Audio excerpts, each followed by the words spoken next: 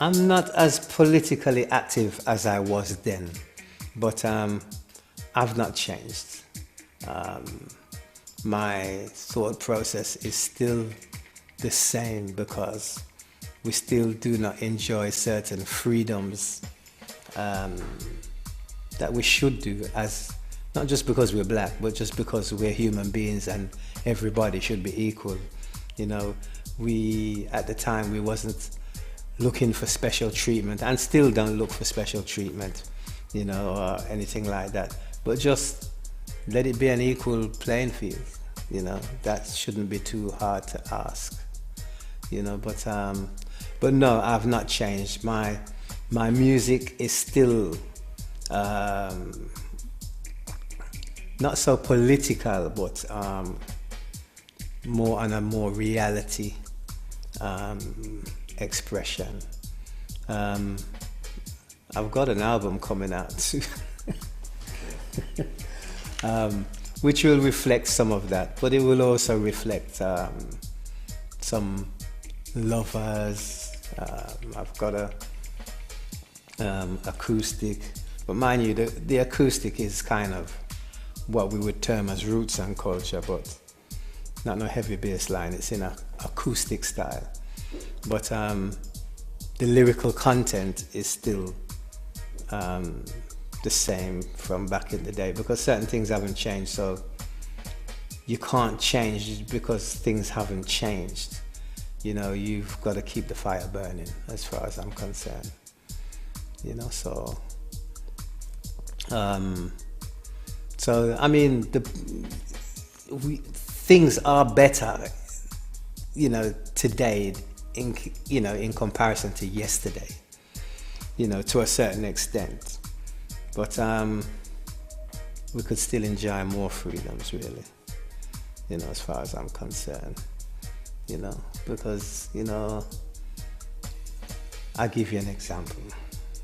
I'm a real man, so I did many jobs. I used to be a taxi driver, right? And so I'd pick up all kinds of people, and we'd have all kinds of conversation. It didn't matter who, black, Asian, white, it didn't matter. And on the same day, I picked up two people. A young black guy, he was 25, 26. And then a more mature man, right? The more mature man, I dropped him at the train station, and he was very upset. And he says, "Brother, I'm a graduate, right? And I cannot get the job that I'm qualified to do." You know, and he found out that a person less qualified than him got the job that he went for. And, you know, he was upset.